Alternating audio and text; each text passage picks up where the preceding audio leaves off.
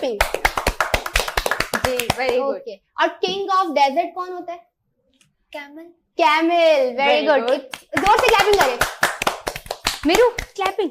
बिना क्लैपिंग के। हाँ ओके। अच्छा जी, वीक में कितने डेज होते हैं?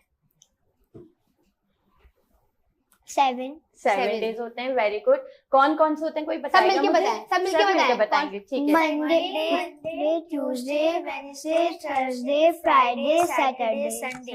ओके ठीक वाह, है, मंडे से क्लैपिंग। स्टार्ट होके संडे पे संडे पे फिनिश हो गया। end हो और जाता है। मंथ्स के नेम कौन बताएगा?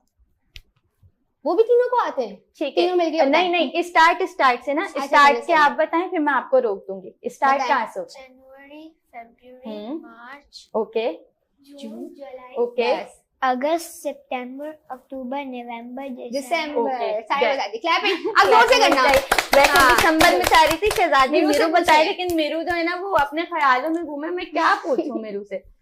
मेरू से पूछते, मेरू ये जो सारी दुनिया अच्छा। है ये किसने बनाई है? ये हाँ पूछते। बिल्कुल। मेरू, ये जो दुनिया है, इंसान है, इन सबको किसने बनाया है? पापा।